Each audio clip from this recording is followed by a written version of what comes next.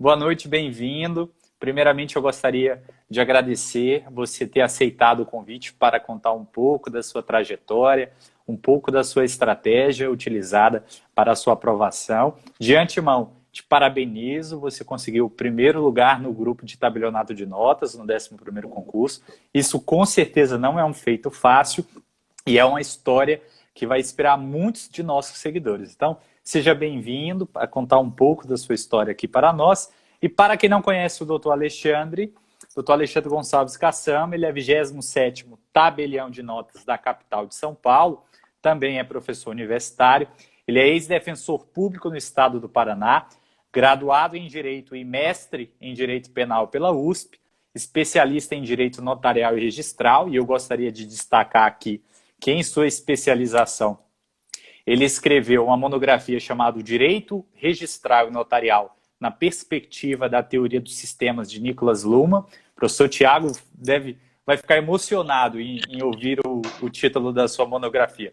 Ele foi aprovado no 10º e no 11º concurso para outorga de delegação do estado de São Paulo, sendo que no 10º concurso ele conseguiu passar em 40º no grupo 1, em 31º no grupo 2, com apenas 1 de título e tirando a maior nota da segunda fase do grupo 2. E no 11º, não satisfeito com o desempenho no 10º, ele conseguiu o primeiro lugar no grupo 1, segundo lugar no grupo 3 e tirou a maior nota da prova oral. Doutor Alexandre Gonçalves Cassama, bem-vindo. Caraca, Obrigado. que resultado, hein?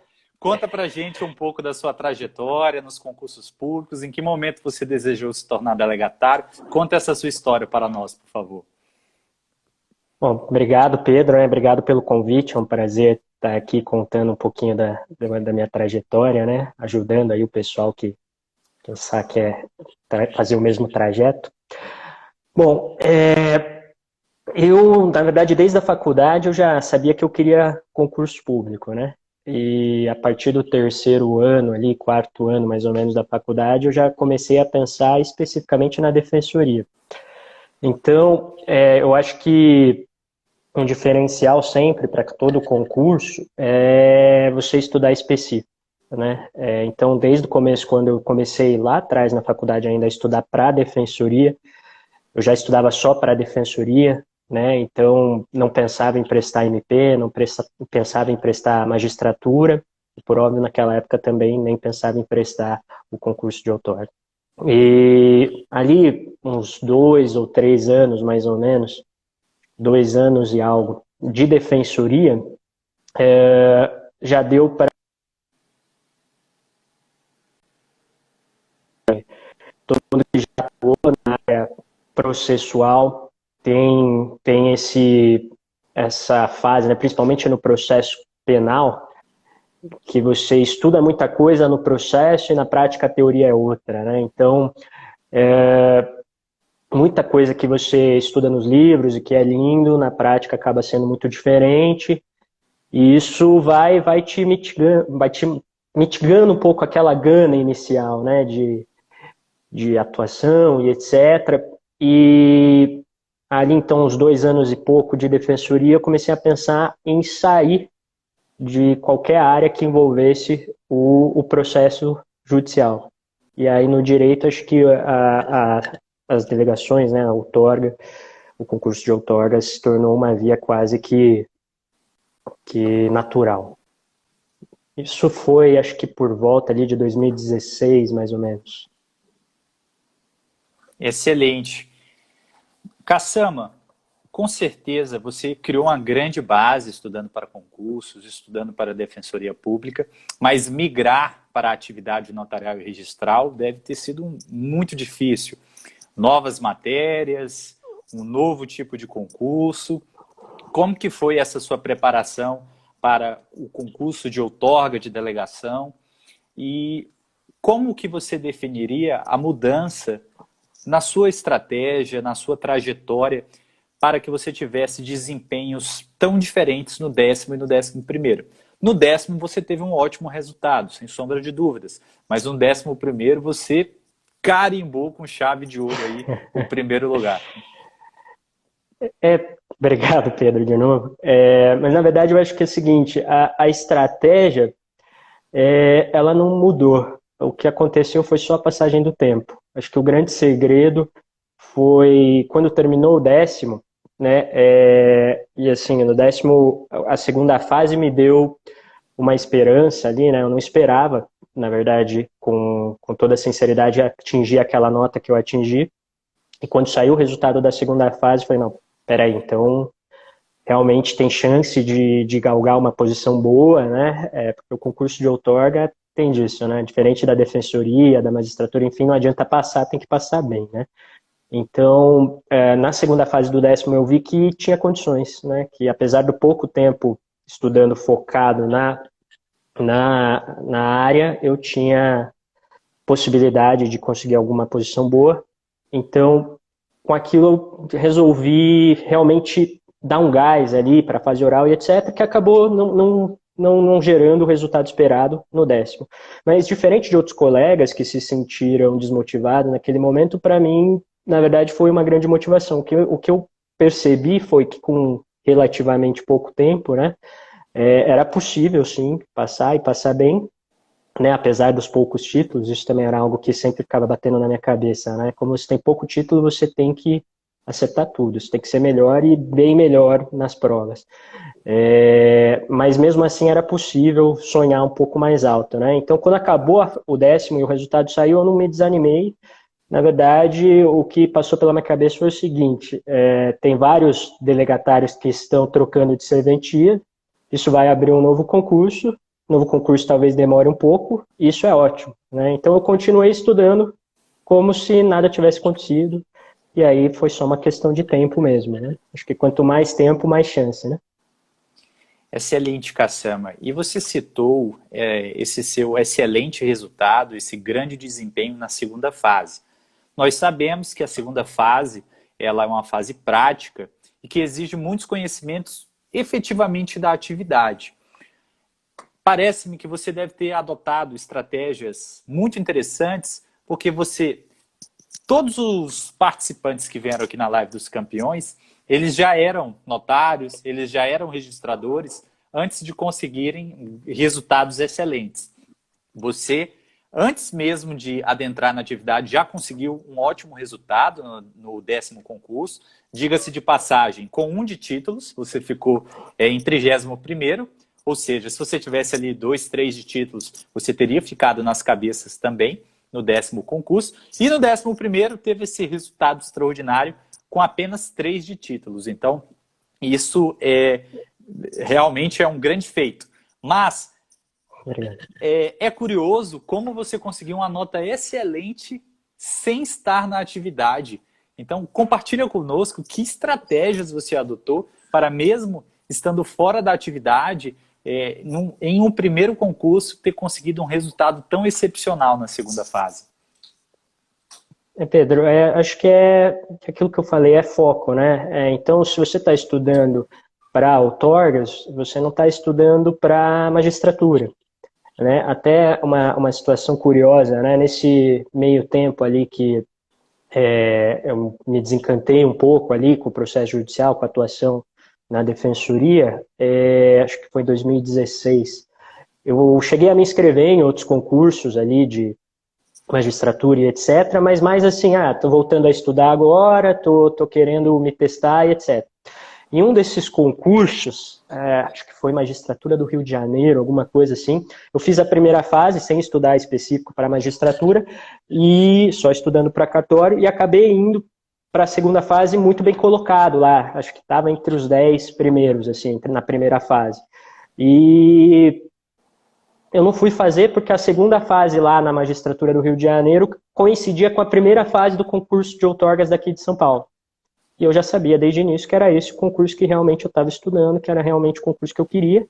E aí, se você foca, né, chega uma hora que, não que eu saiba tudo, mas você consegue expandir muito, e todo conhecimento também é limitado, né? Então, sim, foca, você lê todos os artigos, né? Acaba que em um dado momento, né, estudo bem especializado mesmo, lê as revistas lá específicas e etc. Em um dado momento você tem uma ideia boa, né, do panorama do campo ali de conhecimento. Então, você está na atividade hoje, eu vejo, né, faz muita diferença, etc. Você tem muito conhecimento prático, que para mim era coisa assim de sentar, estudar e decorar, era um pouco mais difícil. Mas, no fundo, essas pessoas que estão na atividade também, né, inclusive eu ainda hoje, e com certeza para o resto da carreira, aí, tem muitas dúvidas e vão procurar os livros que todo mundo tem acesso, né? Então, Os acho que é livros isso. estão acessíveis para todos durante a atividade, né? Isso. Então, Grudar nos livros, nos professores, né?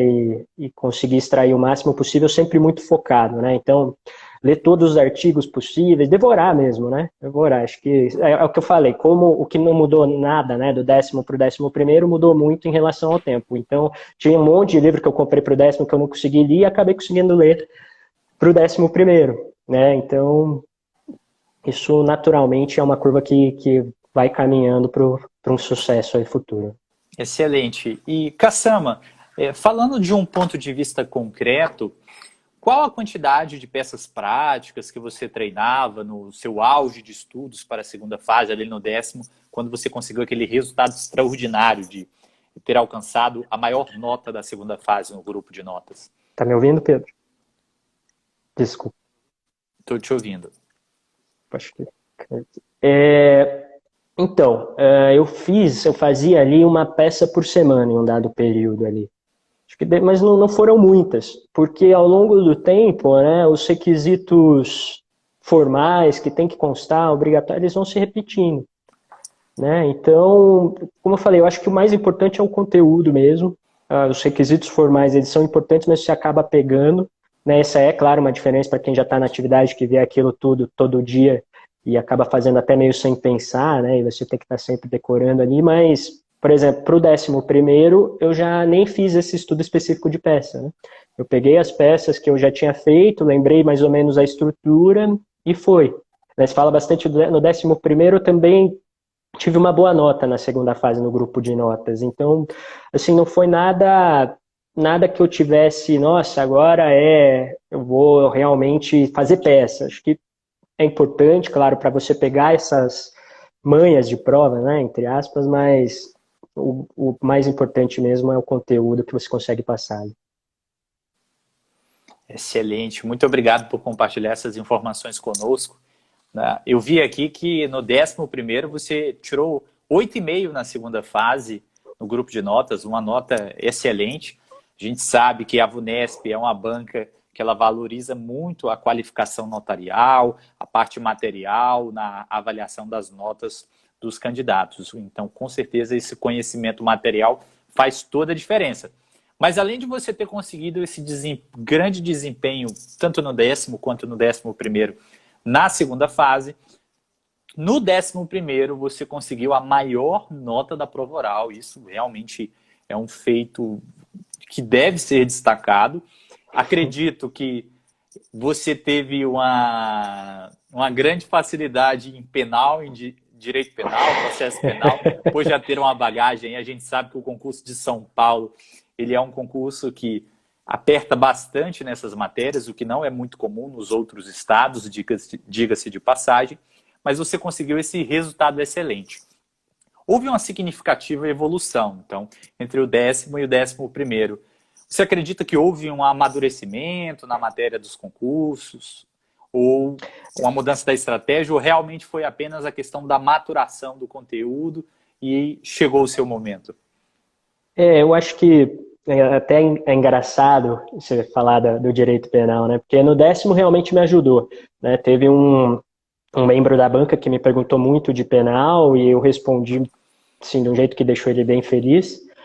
Mas no 11º não ajudou nada, né? Inclusive, acompanhando as perguntas que o examinador que estava perguntando sobre penal fez para os outros candidatos, eram assim, perguntas extremamente profundas, alguns até com relação com o meu mestrado, mas para mim ele não perguntou nada de penal. Perguntou sobre direito de consumidor, perguntou outras, né, estatuto do idoso, outras atribuições ali. E depois até, conversando com outros membros da banca, eu descobri que isso foi um pouco proposital, assim, né? Acho que por ter passado bem na segunda fase, ele já meio que sabia que era um defensor público, né? Então, até eu sentei na frente de um dos membros da banca, ele falou, você que é o defensor público, né? Pena que eu não sei nada de penal. E começou a perguntar outras matérias. Na verdade, assim, a minha impressão, quando eu saí da prova do 10º e quando eu saí da prova oral, né, do 11º, foi muito semelhante. É muito difícil, né, você ter isenção para se autoavaliar, ali, um desempenho que está acontecendo na hora e você está nervoso, né? O que eu acho que eu realmente amadureci? Primeiro, né, claro, a questão do conteúdo, mas segundo, questão de segurança, porque eu percebi que no 10º eu estava muito inseguro com coisas que eu não tinha estudado, né, então não sabia muito sobre condomínio edilício, né, sobre as peculiaridades de condomínio edilício, as coisas assim, terreno de marinha, fiquei preocupadíssimo e corri atrás de estudar tudo isso e ficava decorando, assim, minutos antes da prova, todo mundo ali meio conversando ali, o pessoal já meio que se conhecia dos concursos, eu era estrangeiro, né, entre aspas, então eu sentei no cantinho e ficava falando sozinho, assim, extremamente nervoso, e aí fui para a prova e não me perguntaram nada do que eu tinha medo, e me perguntaram coisas que eu sabia e que em decorrência ali daquele nervosismo eu não consegui responder da forma que eu gostaria. Então isso eu levei comigo pro 11º. Acho que também assim, né, prova oral tem muito da sorte, né? Não tem como. Você senta lá e pode ser que o sujeito te questione algo que você estudou na noite passada. Ou pode ser que não, né? Que ele justamente questione aquilo que você especificamente achou que não ia cair. Então, acho que a grande diferença foi saber que tem coisas que você não controla, né? Mas o que você tem domínio, você tem muito domínio, né? Senão não estaria na prova oral, né? Já passou pela fase de averiguação do conteúdo, que é efetivamente a segunda fase, e fazer seu melhor. Acho que não tem muito segredo. A questão é o que você controla é o seu tempo, é o seu conteúdo, é sua dedicação, chegar lá e mostrar que tudo aquilo que você puder, né? Excelente, Cassama. A sorte nada mais é do que a preparação aliada à oportunidade. No 11º houve mais preparação e acredito que você abraçou a oportunidade e não deixou ela escapar. Mas, Cassama, na condição de defensor público, naturalmente você tinha uma carga de trabalho grande, isso é conhecido, é um fato notório. Como que você conseguiu conciliar essa difícil rotina com uma carga de estudos, uma quantidade de horas, uma carga necessária para conseguir alcançar um bom resultado num concurso de delegações que a gente sabe que exige uma grande carga horária, um bom nível de estudo? Tá aí de novo, né, Pedro? Acho que a grande questão é que o tempo no dia às vezes é curto, mas o tempo nos anos é igual, né, para todo mundo. Então, acho que a grande sacada aí foi realmente não parar de estudar no 10º, né? Eu não conseguia, não só pela defensoria, né, no 10º, quando eu estava me preparando ali pro 11º, meu filho nasceu, então tinha filho pequeno em casa, aquela história, dormia 2 horas, tudo picado, né? Mas eu não parei de estudar, né? Acho que se você conseguir estabelecer ali, claro, isso varia de fase, né, de fase da vida, enfim, cada um tem ali um momento. Mas se você conseguir estudar pelo menos uma horinha ali, ao longo do tempo isso vai se acumulando, isso vai fazendo diferença, né? Eu lembro assim, em uma dada fase, meu filho começou a acordar umas 9 da manhã. Isso para mim foi excelente, porque eu acordava às 5 da manhã para estudar. E aí eu falei, agora eu me mato de estudar, né? E não era pesado. Por quê? Porque quando ele acordava eu sabia que eu não ia perder o tempo com ele, né? Então eu encarava dessa forma, assim, que se você tem um tempo livre, aproveita da melhor forma, que depois, né, estudar, você tem que estudar, mas algumas coisas acabam até valendo mais, né? Como, por exemplo, você passar o tempo com o seu filho. Então, acha esse tempo, né? Enfim, cada um tem ali uma horinha, meia horinha, estabelece sua meta, divide essa meta ao longo do ano e não para, né? Acho que esse é o grande segredo. Mesmo você não conseguindo estudar muitas horas por dia em um dado momento, você tem que criar o hábito de estudar sempre e levar aquilo de uma forma que não vá te extenuar também, né? Porque senão você não aguenta estudar como eu fiz, né? De um concurso para o outro direto. Com certeza, tempo não se tem, tempo se cria. E acredito que quanto menos tempo você tem, mais o seu tempo você valoriza, né? Então, tem muita gente que tem Com o dia certeza. inteiro para estudar e não estuda em níveis satisfatórios, com a concentração necessária.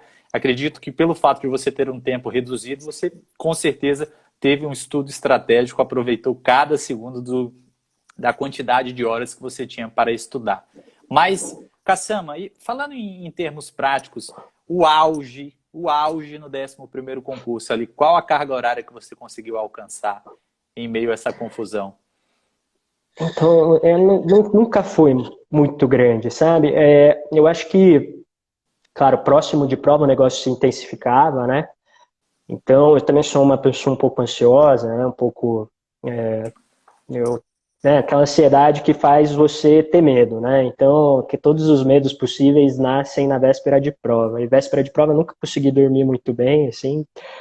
Cheguei a dormir, tipo, 2 horas e meia, 3 horas, porque você chega em São Paulo, tem aquele medo, as provas eram lá na Zona Leste, né? Que de repente era longe de onde eu estava e você ficava com aquele negócio. Então, se a prova, você tem que chegar lá às 7, você tem que acordar às 5, sair daqui às 5h30. Só que, né, só o fato de ter prova te deixa nervoso, e aí você tem que acordar às 5, com medo de perder o horário, você já fica mais nervoso, então você já não consegue dormir direito, não consegue relaxar, e eu usava aquilo, intensificava para estudar, estudava o dia inteiro mesmo, né, véspera, semana de prova, estudando o máximo possível.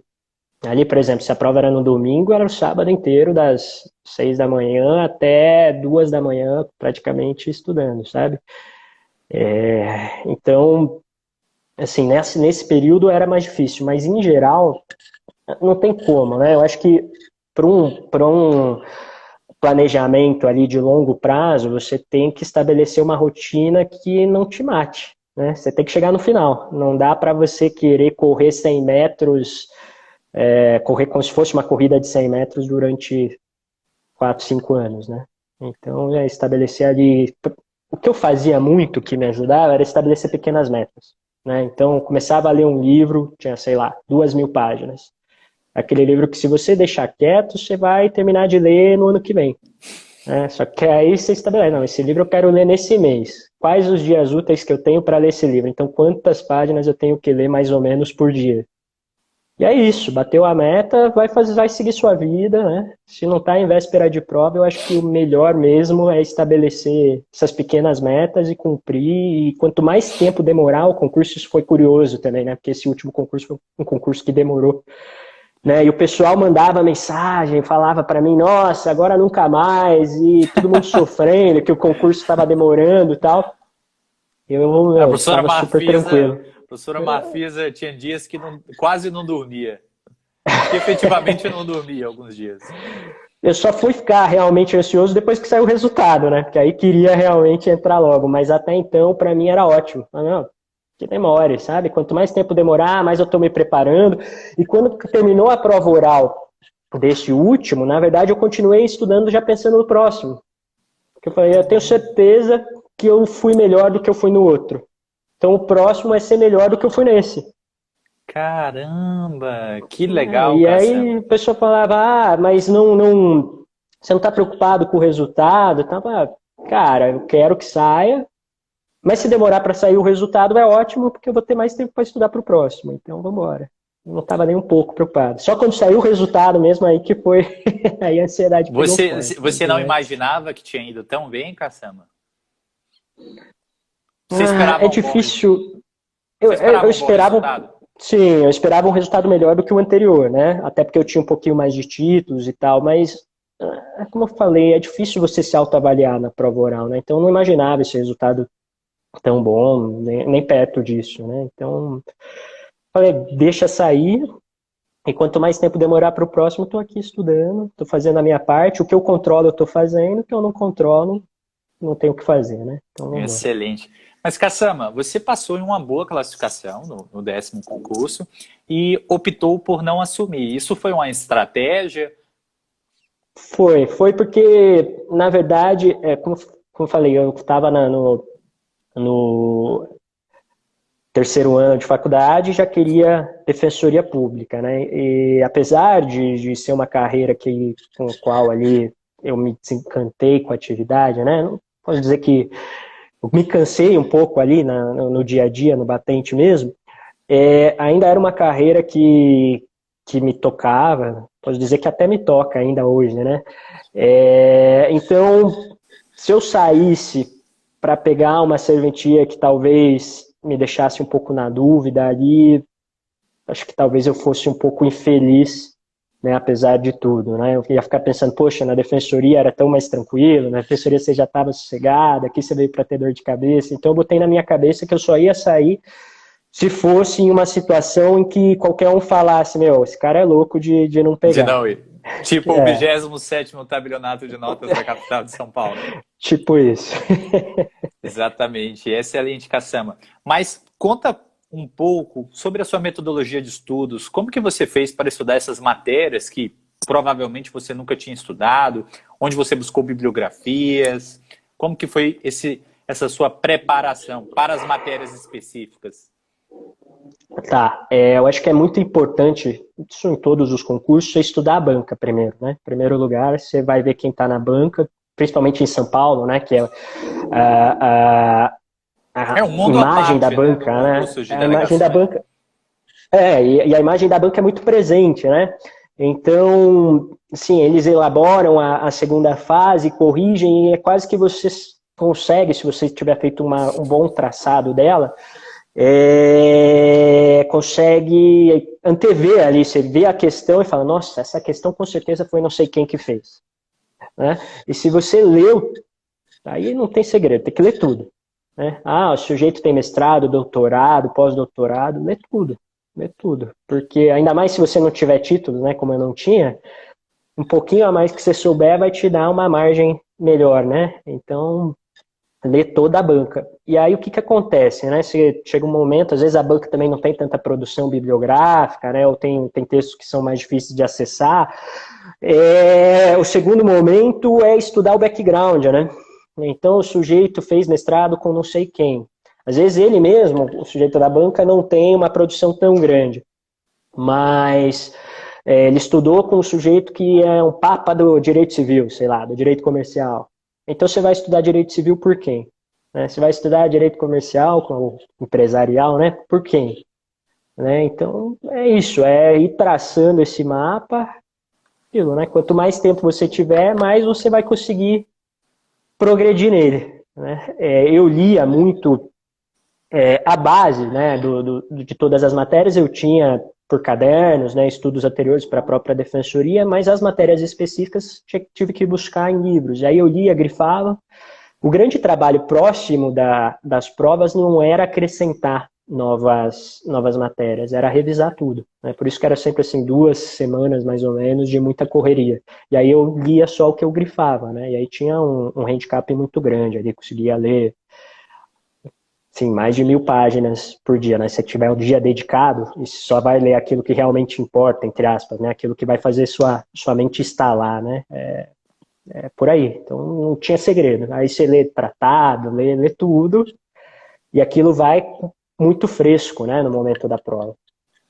Entendi. Cassama, a professora Marfisa brinca, mas isso é uma verdade, que concurso público é lesão por esforços repetitivos. Então, basicamente, a sua estratégia, a estratégia que você utilizou foi ler livros de capa a capa, você montou sua bibliografia, fez pesquisas, pesquisou a respeito dos membros da banca, leu tudo aquilo que estava disponível, todas aquelas metas que você criou, grifando e revisou aquilo que você grifou. Basicamente seria isso? É porque, sim, né? A não ser que você tenha uma leitura dinâmica, eu não tenho, né? Livro de direito ali eu consigo ler, isso já até cronometrei, em torno de 20 a 40 páginas por hora. Então, isso também se acaba pegando os macetes, né? Para dividir no seu horário ali ao longo da semana, etc. Quando está ali 2 semanas da prova, 3 semanas, o que você vai conseguir acrescentar? Né? Eu vou ler mais um livro, mas você vai ler mais um livro que você nunca leu e pode ser que não perguntei nada daquilo e você perdeu 2 semanas lendo um livro. Então, o mais importante nesse momento é realmente buscar um grande feedback daquilo tudo que você já leu, né, e tá com aquilo muito fresco, né, como eu falei, né, como eu não tinha títulos, eu tinha que buscar sempre né, o pessoal fala, né, um extra mile ali, né, então eu gostava de ir para a prova sabendo nota de rodapé, né, e para saber nota de rodapé não tem jeito, você tem que revisar. Então, para mim, era mais importante revisar todas as notas de rodapé que eu tinha grifado, que eu tinha selecionado, do que ler coisas novas. Por isso é importante também você ter muito tempo até a prova, né? Quanto mais tempo você tem, mais nota de rodapé você vai grifar. E aí é só uma questão de revisar. Cassama, aproveitando que você falou sobre notas de rodapé, teve algum momento na prova discursiva ou na prova oral que marcou você porque você lembrou de alguma coisa estratégica que você tinha lido ali no rodapé, ou que tinha revisado na semana da prova, ou no dia anterior? Sempre. Mas isso, sim, é aquilo, né? Às vezes a gente acha que é sorte, às vezes, como você falou, a gente nem Preparação percebe aliada à oportunidade. que é só um resultado, né? Por exemplo, a dissertação da segunda fase, nessa última prova, foi sobre duplicatas. E o livro de títulos de crédito que eu estava lendo, que eu estava revisando no caso, ele abrangia muito mais, né? Ele não abrangia só nota promissória, duplicata, letra de câmbio, abrangia várias cédulas que, em tese, não tem tanto apelo, né, na doutrina ali. E eu optei por ler todas essas antes, né? Então eu estava lendo lá cédula de crédito, cédula de produto, warrant, etc. E terminando ali, acho que já era, sei lá, algo em torno de meia-noite ali, quando eu estava lendo na véspera da prova, eu olhei aquele capítulo, assim, as notas, os títulos tradicionais. No título tradicional já sei mais ou menos tudo, eu vou ler só a duplicata, que é um pouquinho diferente. Foi lá, foi a última coisa que eu revisei e foi o tema da redação. Excelente. Não tem jeito. E aí foi o quê? Foi sorte? Claro que foi, mas também, né, enfim, foi uma escolha, foi, sei lá, foi tudo, né? Caramba, que curiosidade interessante. Isso, inclusive, aconteceu com a professora Marfisa. A professora Marfisa, no dia da prova, se eu não me engano, ela fez uma revisão ali antes de fazer a prova e ela leu um conceito de duplicata que ela tinha revisado e ela iniciou a dissertação dela justamente utilizando esse conceito que ela tinha revisado no dia da prova e conseguiu uma excelente nota, diga-se de passagem. Não sei se foi a maior ou se foi uma das maiores, agora não lembro de cabeça, desculpa, Marfisa, não me mata, mas ela teve a maior ou uma das maiores notas na dissertação. Que legal, Cassama, muito interessante. Agora me fala uma coisa, se eventualmente você vir a ser examinador em um dos concursos no estado de São Paulo, quem sabe aí no futuro, você vai cobrar teoria dos sistemas em direito penal? Pelo amor de Deus! Bem que eu queria, viu? Eu sou louco pela teoria dos sistemas. Isso é outra coisa também, sabe? Nesse período todo eu nunca deixei de ler o que eu gostava, né? Claro que bem menos, né? Mas pegava lá o livro do Luhmann, comprava um livro ou outro ali, lia, né? Tirava ali 3 dias de folga, entre aspas. Esses 3 dias eu vou ler o que eu gosto. E lia, acabava o livrinho ali, pegava uns livrinhos pequenos. Não tem jeito. Acho que, como eu falei, você tem que fazer daquilo uma coisa prazerosa para você também, né? Então você vai acrescentando e não vai se cansando tanto. Agora, se um dia eu puder cobrar a teoria dos sistemas em algum concurso, pode ter certeza. Muito bom. Temos um professor no curso, o professor Tiago Maciel, constitucionalista, e ele adora a teoria dos sistemas, ele aplica em tudo, é impressionante. Ele realmente é um cara incrível, assim como você. Cassama, mas vamos lá, evoluindo. E agora falando um pouco, deixa eu dar uma olhadinha aqui nas perguntas dos nossos alunos. Deixa eu dar uma olhadinha o que a gente... Olha, tem uma pergunta perguntando a respeito dos livros que você usou para cada matéria, das matérias específicas. Você poderia falar um pouco dos principais livros? Com certeza não vai dar de falar de todos, né? Mas os livros básicos que você utilizou. Então, eu acho que nas matérias específicas foram muito importantes os livros de artigos. Tá? todos os imagináveis, assim. E tem livro de artigos que tem mais de 1000 páginas, e eu li todos. E antes de fazer a prova, né, como a prova da segunda fase era dividida por matéria, eu revisava todos os artigos que eu já tinha lido da respectiva especialidade. Isso acho que não tem jeito, né? Até por não ser da área, então você fica bem por dentro de quais são as discussões, né? Livro básico, de cartórios também, né? Das matérias registral e de tabelionato, era aquela coleçãozinha da Saraiva lá, lia, relia, e com altos e baixos, né? São livros curtos, então você lê muito rapidamente, né? Você lê 2, 3 livros num dia, se você já tiver lido, né? E já tiver com matéria fresca.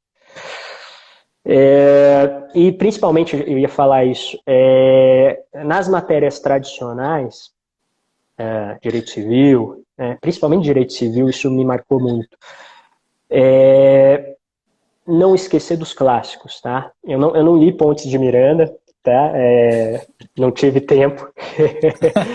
Mas o grosso ali do que eu consegui usar, e via que era um problema. Em muitos artigos que eu lia, eu via que o pessoal problematizava coisa que não era problema, sabe? Que já estava respondido pelo Orlando Gomes. Então, eu lia Orlando Gomes, eu lia Caio Mário, e acho que não, assim, muitas vezes o que é novo, né? A gente tem muitos cursos novos, eu estudei por alguns também, li alguns também, principalmente para ficar bem dentro de jurisprudência, etc. Mas eu acho que o que é clássico tem um motivo para ser clássico, né? É como se você pudesse dizer, né? O que dura tanto tempo tem um motivo para durar tanto tempo, né? Então, vai atrás, vai na fonte, porque eu acho que vale muito a pena. Claro que não são livros tão fáceis, né? Não tão mastigadinhos, mas aquilo vai te dar o que eu falei, né? Se você não tem título, você tem que buscar o extra mile, né? Então, isso vai te dar aquele edge ali, né? Que vai te auxiliar lá na frente.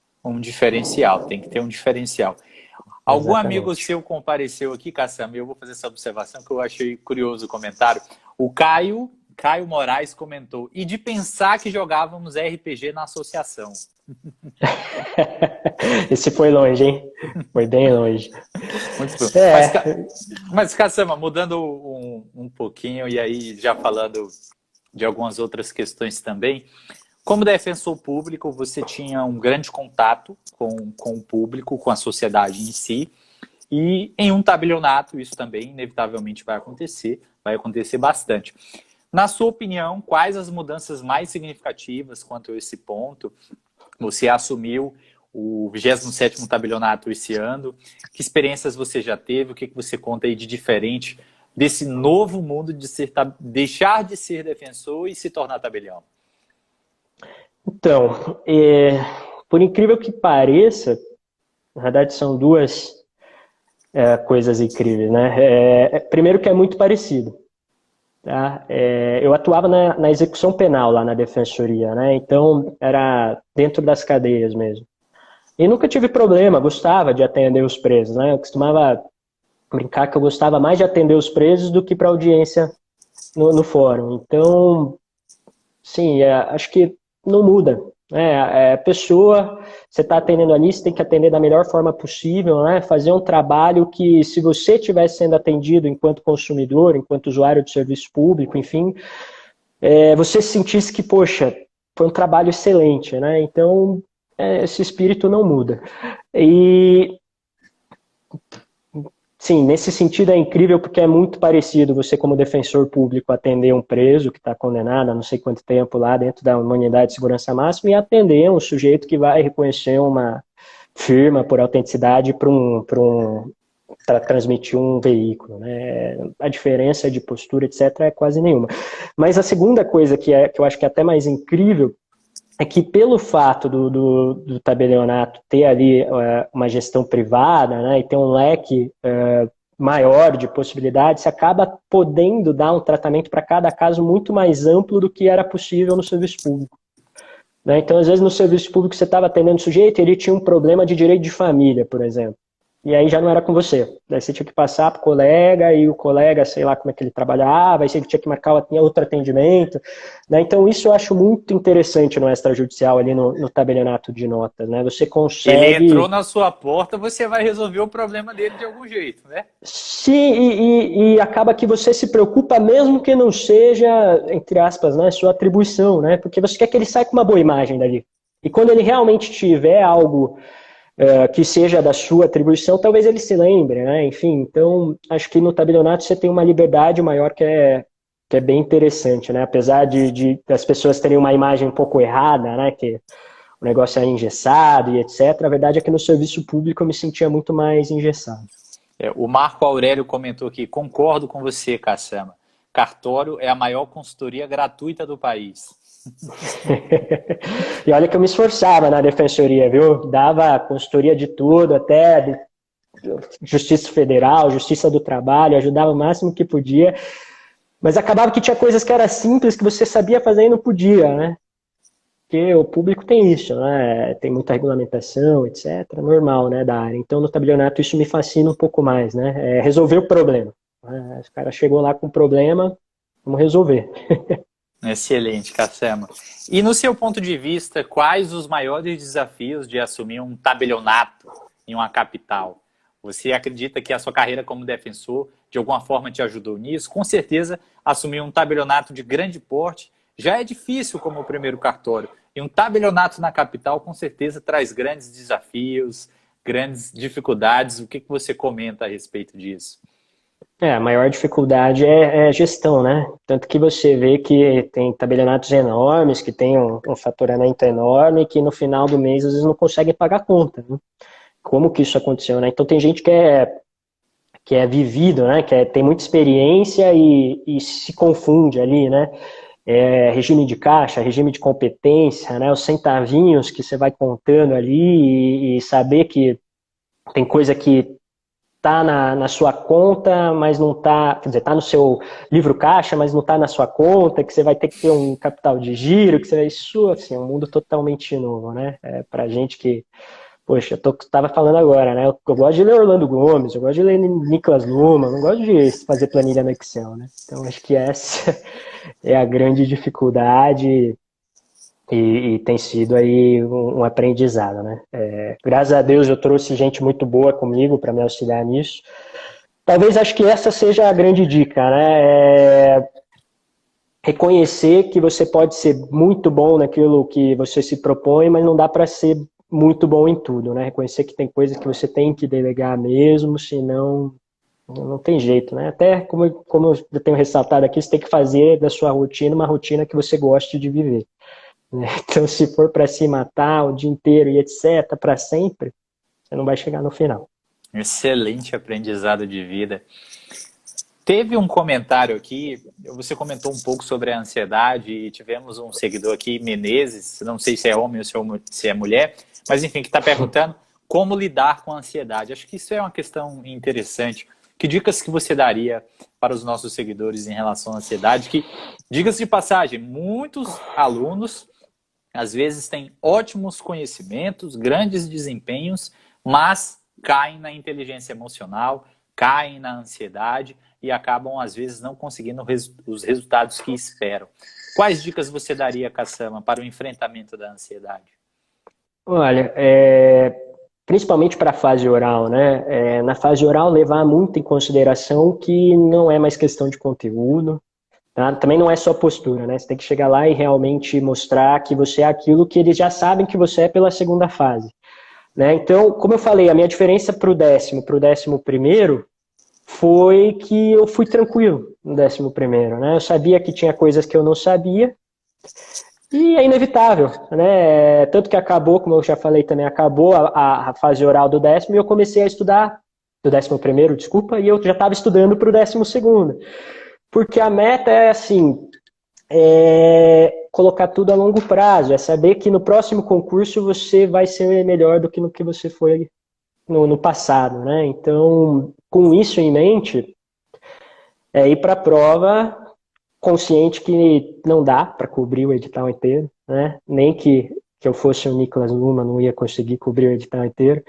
E então cobri sempre um pouquinho mais, sabendo que amanhã está aí. Né? Tem uma frase que o pessoal que mexe com bolsa, essas coisas, gosta de falar, que mercado tem todo dia, né? E concurso também. Né? Quando abre concurso com serventias excelentes, é excelente. E mesmo se você não passar, é excelente. Né? Porque pessoas, normalmente, que vão pegar essas serventias, tem outras serventias que também são boas. Então, não se preocupe muito, acho que essa é uma boa dica para a ansiedade, em querer passar agora. Né? Você vai passar, só não pode parar. Né? É um mindset, né? Um papo de coach. Mindset, né? de resultado. É você saber que é ao longo do tempo, que se não for nessa, ótimo, leva como um aprendizado, vai para a próxima, e se cair algo parecido nas próximas provas que você vai prestar, você já vai ter respondido, você já vai ter estudado de novo, saber quais foram suas fraquezas, estabelecer um plano para melhorar elas para o próximo. Acho que é isso, né? Pensar. E outra, né? Como eu disse, apesar de eu ter tudo isso em mente, nunca consegui dormir direito em véspera de prova. Então não tem jeito. Também é saber reconhecer suas fraquezas, saber que véspera de prova você vai ficar uma pilha de nervos, né? Não vai conseguir dormir, vai dormir 2 horas, vai para a prova. E é assim mesmo, né? Você tem que aprender a conviver, né? Com você mesmo. Acho que é isso. Exatamente. Fortalecer os pontos fracos e explorar os pontos fortes. Cassama, teve um comentário aqui do Battistini, que ele está perguntando se você poderia esclarecer melhor o que chamou de livro de artigos. Seriam leis comentadas, artigos sobre os principais temas das matérias? Estamos vendo aqui, ó, tem um monte de livro ali. Não, é livro de artigo em geral mesmo, né? Artigos científicos, né? Sim. E alguns que nem seguem tanto o padrão de livro de artigo científico, mas que são escritos pelas pessoas que fazem a doutrina, né? Lei, sinceramente, eu nunca tive o hábito de estudar a lei seca, tá? Para concurso de cartório em específico, eu tenho que estudar as normas, isso não tem jeito. Isso foi um diferencial também para mim do 10º para o 11º, porque eu tive mais tempo de decorar as normas, né? Então, principalmente para a primeira fase, para a fase oral também isso volta, eu dividi as normas aqui do estado de São Paulo, um número de páginas mais ou menos, e lia elas inteiras, de cabo a rabo, de segunda a sábado, afora o meu estudo de conteúdo, né? Então, durante um ano eu li as normas toda semana, todas as normas de todas as especialidades, e aquilo, fica na tua cabeça, né? Aí é a mesma coisa, aí depois que quando você vai para a prova na fase oral, na primeira fase do próximo concurso, você dá uma lida ali numa semana e, se cair a pergunta lá, você vai lembrar, é inevitável. É essa questão, normas na primeira fase, segunda fase, muita doutrina, como falei, prioriza os clássicos, que é o que vai te fazer diferente dos outros candidatos, né? Muita coisa boa, assim, livros mais profundos mesmo, né? E a fase oral é uma mistura dos dois, né? E com um pouco de sorte. A sorte vista como uma preparação aliada à oportunidade, né, Cassama? Que legal. Exatamente. Tivemos uma outra pergunta aqui interessante. Pessoal, eu estou sem óculos, eu chego perto para ler. Eventualmente, se eu não dei boa noite para alguém que passou aqui, boa noite, um beijo, um abraço para todos os amigos, todos os professores, todos os colegas e todos os seguidores que estão acompanhando a gente, tá bom? A preferência pelo grupo de notas em RCPN, em detrimento de RTDPJ, tem relação com a opção particular, relação com a atuação na DPE? Não, acho que claro que quando você está estudando, muita coisa faz muito sentido, né? Então, por exemplo, o pessoal escreve lá artigos, uma das examinadoras no 10º concurso tinha um doutorado sobre transexualidade, né?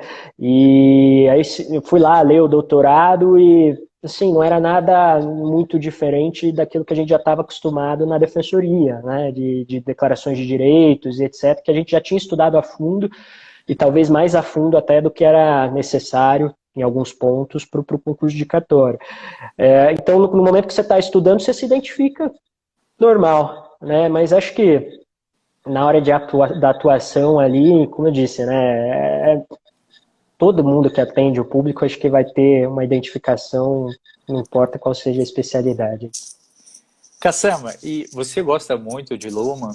Teve algum momento que você conseguiu aplicar a teoria dos sistemas nas suas respostas, seja na segunda fase ou em alguma das provas orais?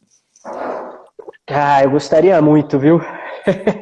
Gostaria de ter tido essa possibilidade. Eu acho que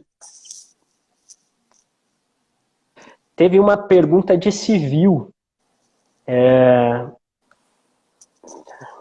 Agora eu não me lembro exatamente qual que era a pergunta, mas teve alguma relação com o examinador começar falando sobre como o direito é um sistema complexo, que se retroalimenta e etc. E eu tomei o gancho nisso, né? Mas não foi nada muito profundo, não. Acho que, assim, até se fosse, com certeza teria uma lembrança muito maior. Muito marcante. O César está perguntando com qual paradigma científico que você se identifica mais. Que pergunta, né? Para aluno, o que é ciência? Isso não tem sentido, né? Essa pergunta aí do César é uma pergunta mais filosófica do que qualquer outra coisa. Mas é isso aí, Cassama. Cassama, mas excelente, você contou um pouco aí da sua trajetória, desse sucesso, diga-se de passagem, um sucesso em um tempo bastante curto, você conseguiu resultados exitosos em apenas 2 concursos, e no primeiro concurso que você já fez para o Estado de São Paulo, você já conseguiu um resultado excelente. Claro que você já tinha uma base dos concursos para a Defensoria Pública, como muito bem dito, como você falou aqui. Mas e agora? Você assumiu o 27º tabelionato, que projetos profissionais você tem atualmente e daqui para frente? Porque existe um mundo após os concursos, né? Muitos dos nossos seguidores, muitos dos nossos alunos esquecem isso, né? Existe uma vida após o concurso, a vida tem que fazer algum sentido, né? Conta um pouco para a gente aí quais são seus projetos, seus sonhos. Nesse momento, acho que tomar pé mesmo, né, do tabelionato, muito pouco tempo, né, 3 meses ali, 3 meses no meio do Covid, né, então não tem sido uma experiência tão simples ali, tomar pé ao mesmo tempo que você tem que equilibrar tudo.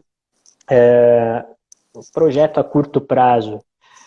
Eu me senti à vontade no tabelionato da mesma forma como eu me sentia na defensoria, no sentido de que eu ia para dentro da cadeia e o sujeito me perguntava qualquer coisa e eu sabia responder e sabia todos os poréns e vírgulas. Acho que esse é o primeiro ponto. Né? Chegar no tabelionato me sentindo realmente apto a exercer, né? Por mais que o conteúdo a gente tenha, na prática é sempre muito diferente, na prática sempre a realidade, né, te desafia, etc. Né? O paradigma científico aí do César, né? Como você aplica um sistema científico na realidade que nem sempre se coaduna com aquelas premissas e etc. Então, o primeiro momento é realmente ser um grande tabelião, né, se Deus quiser, daqui a alguns anos poder olhar para trás e ter orgulho da história dentro do tabelionato, como eu tenho da história que eu tive na defensoria, e futuramente continuar estudando, né? Não para outros concursos, né? Nesse momento, acho que não nem me passa muito pela cabeça isso. Mas, enfim, eu gosto de Luhmann, né? Fazer um doutorado, de repente agora fazer Luhmann e Direito Civil, Luhmann e Orlando Gomes, alguma coisa nesse sentido. A gente vai criando, né? Tem que preencher, né? Afinal, o estudo, né? Ele toma um tempo seu, todo dia. Né? E aí, quando você passa, você para. Não tem como, né? Acho que é dali em diante. Isso aí, Cassama. Eu me recordo vagamente de você ter tido uma participação que ganhou o prêmio Inovari, não foi isso? Foi. Na execução penal.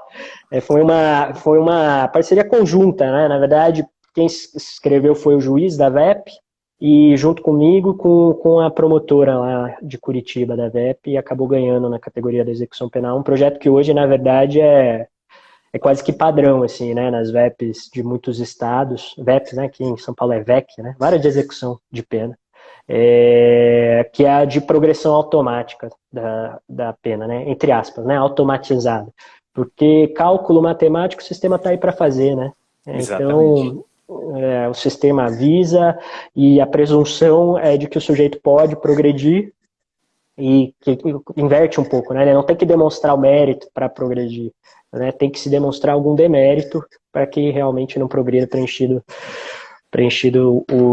os requisitos. Então, retomando a pergunta anterior, né? Eu quero poder fazer um projeto desse, né? Como eu disse, poder mergulhar Um realmente na atuação PQTA daqui a da alguns vida, anos. quem sabe? Não sei se vai ser nesse sentido, mas de fato poder dizer que foi um bom trabalho, né? Foi boas horas dedicadas Excelente, ali. que coisa boa de se ouvir, Cassama. A professora Andréa comentou aqui, após assumir nessa perspectiva, quantas horas por dia você continua estudando? Fora do tabelionato, né? Desconsiderando as horas que você fica tentando quebrar a cabeça para resolver problemas concretos, de certa forma, eu retomei uma agenda que eu tinha, entre aspas, né, para o próximo concurso, mas não mais visando o concurso. Né? Então, por exemplo, um livro que eu sempre quis ler, desde a graduação e nunca li, que era o Direito Civil, a parte geral, do Francisco Amaral, né, que é um livro meio grande, etc. Estou lendo e está sendo uma delícia. Né? Aplicação prática, imediata, isso nunca vai cair em concurso, né? Sei lá, né? Pode ser que caia, mas enfim. E no dia a dia a aplicação prática é pouca, mas aquilo vai abrindo, né? Seu leque enfim, de repertório, né? Alguma coisa você lê, e se terminar de ler tudo que você tinha reservado para ler para o concurso posterior, aí eu vou começar a ir nas notas de rodapé, como eu fiz com a banca. Então o Francisco Amaral cita lá os autores italianos. Pô, vamos aprender italiano. Agora que você não está limitado a um objetivo, o estudo é infinito, o universo é infinito, né? Dá para fazer muita coisa legal aí. Excelente, Cassama. Eu gostaria de agradecer a sua participação. A gente tem 1 minuto e meio Obrigado. aqui. Que mensagem que você deixa aqui para os nossos seguidores que estão estudando e em breve também serão notários, serão registradores, estarão conseguindo resultados tão exitosos quanto o seu?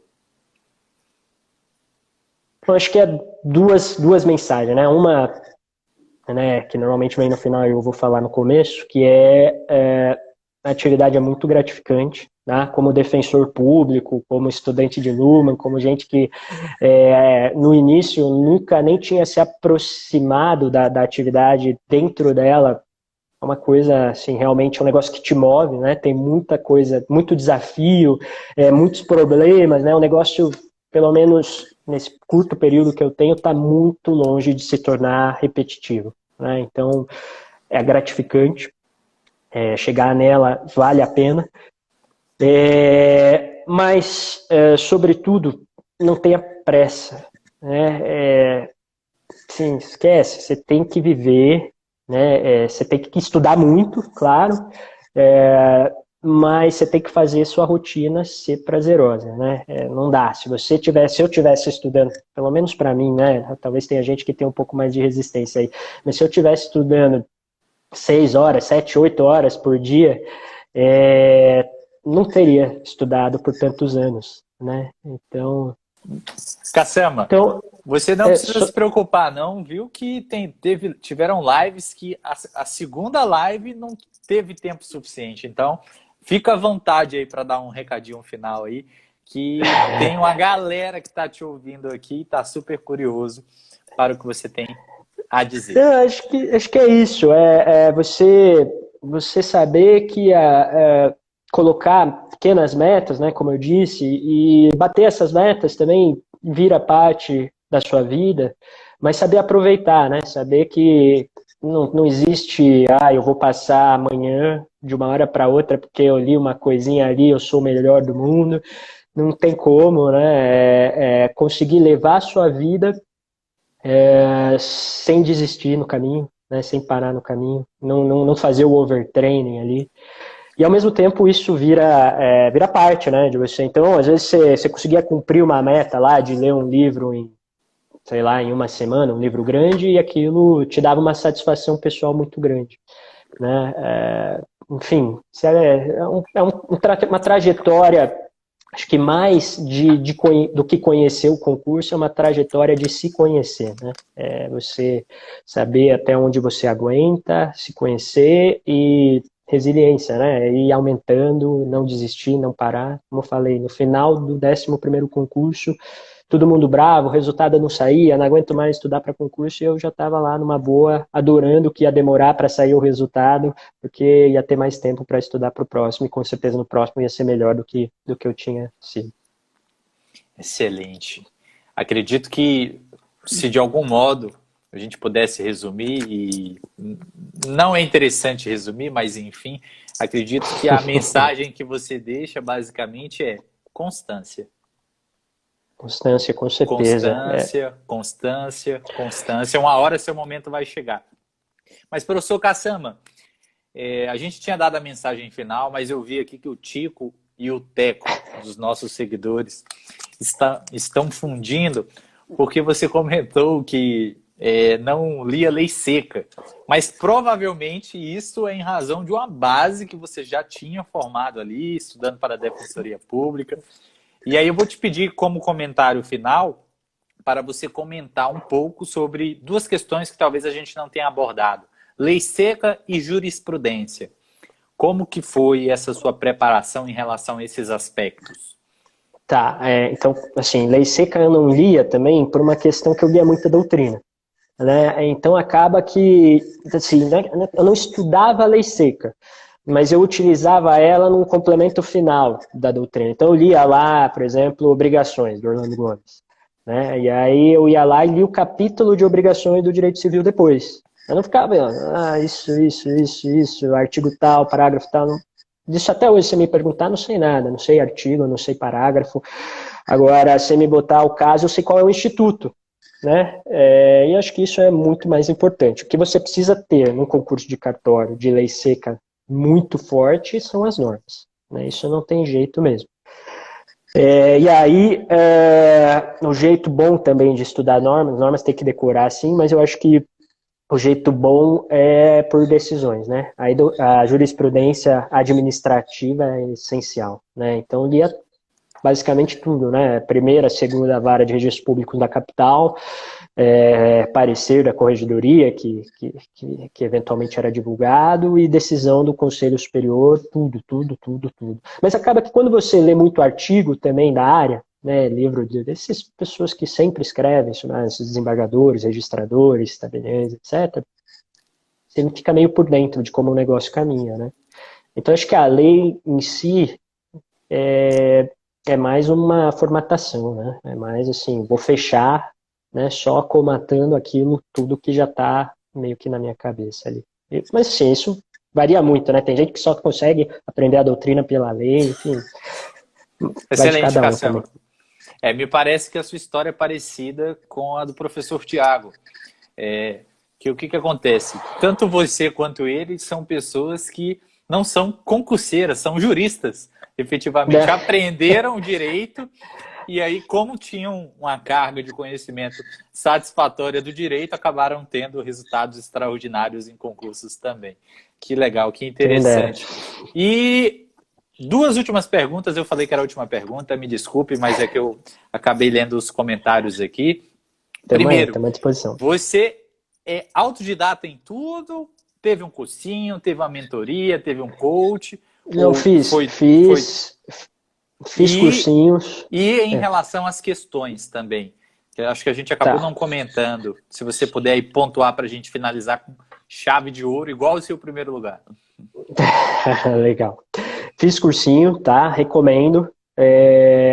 Acho importante, né? Mas assim, claro, as matérias básicas, né? O pessoal fala do pentágono mágico, né? Direito penal, processual penal, direito civil, processual civil, constitucional. Alguns incluem administrativo aí. Acho que para concurso de outorga tem que incluir comercial, né? Empresarial e tributário também. É um pouco mais rápido se você tiver um ano ali de sobra, entre aspas, né, para fazer um cursinho, para fazer material. A minha grande questão com cursinhos em geral é que ele toma muito tempo, né? Ver a aula é mais demorado do que ler o livro. né? Mas se você não tem um norte, não tem jeito, né? Ali ele vai te dar o primeiro mapa, é no cursinho, de certa forma, que você vai ouvir quem são as pessoas que você tem que ler, né? Que todo momento você vai descobrir que tem uma doutrina e tal, então, sim, não tem jeito, acho que no primeiro momento você tem que fazer o cursinho, sim. Mas ao longo do tempo, o negócio meio que se encaminha, né? Procure, se eu puder dar uma dica, é assim, procure cursinhos de professores que você admira a história, que você admira o jeito como eles pensam e até o jeito como eles estudam, né? Como você sabe que eles agem em tudo, entre aspas, né? Tem uma frase que fala, né, que o jeito como você faz uma coisa é o jeito que você faz todas as coisas, né? Então procurem cursinhos de pessoas que te inspirem, porque com certeza se o cara está dando aula ali no cursinho, conteúdo ele tem. Mas no final, o conteúdo não vai ser o principal, tá? Conteúdo, com todo o respeito, né? Tem muitos cursinhos muito, muito bons, mas o conteúdo tem muita gente que tem. Né? Então procurem cursinhos de pessoas que você vai sentir segurança em seguir. É por aí. Excelente, Cassama. Eu gostaria novamente de agradecer aqui a sua participação. Você é o primeiro tabelião a participar da Live dos Campeões. Legal, A professora Mafisa disse que eu estava sendo imparcial e só chamando registradores de imóveis. Gostaria de aproveitar aqui para registrar que isso é um absurdo. Em momento algum eu favoreci coisa alguma. Mas acredito que iniciamos a participação de tabeliões com chave de ouro. Uma história incrível. Diferentemente de todos os outros campeões anteriores, você vem com a história de alguém que sai do serviço público direto para uma grande serventia. Você fez aquela opção de não assumir no 10º, teve uma estratégia relativa a isso, conseguiu um ótimo resultado já no 10º concurso e conseguiu um resultado extraordinário no 11º, fechando com chave de ouro aí em primeiro lugar. Então, uma história muito bonita. Agradeço você ter aceitado o convite para vir aqui compartilhar um pouco da sua trajetória, do seu conhecimento, do seu sucesso. Muito obrigado. Eu que agradeço. E, de antemão, já deixo um convite aqui para, em uma oportunidade, a gente fazer uma live para a gente discutir teoria dos sistemas entre você e o professor Tiago, com um tema aí que a gente pode ajustar. Acredito que ia ser uma live muito legal, principalmente se a gente conseguir buscar uma aplicabilidade ali na área notarial e registral, tá bom? Pessoal, muito obrigado pela participação. Cassama, muito obrigado. Eu que agradeço, foi excelente. E chamem mais tabeliões, tá? Com certeza, vai vir. Terão mais tabeliões, mais registradores. Mafisa diz que eu sou parcial, mas eu não sou, não. Mas pode falar, quem que você quer ver aqui? Poxa, tem tanta gente boa, né? Dentro dos tabeliões que entraram comigo, eu aprendo muito. O pessoal que assumiu aqui na capital comigo e, assim, não tem jeito. Acho que, com todo o respeito aos registradores de imóveis, né? Mas acho que o tabelionato de notas, o negócio sai do controle, né? Já que eu gosto de Lumen, o registro de imóveis, ele é um sistema que você tem um pouquinho mais de escape. Agora, no tabelionato de notas, a complexidade pode chegar a níveis absurdos ali. Então, o registro de imóveis você sempre tem prazo, né? Já no tabelionato de notas você tem que raciocinar bem mais rápido. Então, enfim, acho que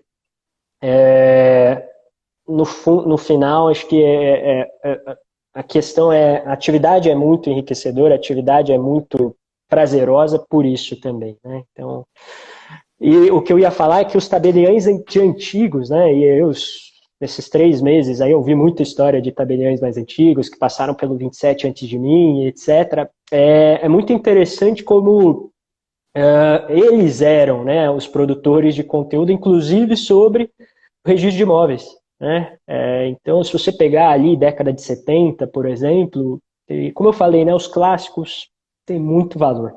Né? Você vai ver um dos tabeliões que passaram no 27, por exemplo, Antônio Albergaria Pereira, ele editava um boletim que marcou época e muito registrador estudava pelo boletim dele, enfim, é uma coisa assim, historicamente, acho que o tabelionato de notas tem tem uma tradição muito, muito, muito grande de gente muito boa produzindo conteúdo para a área.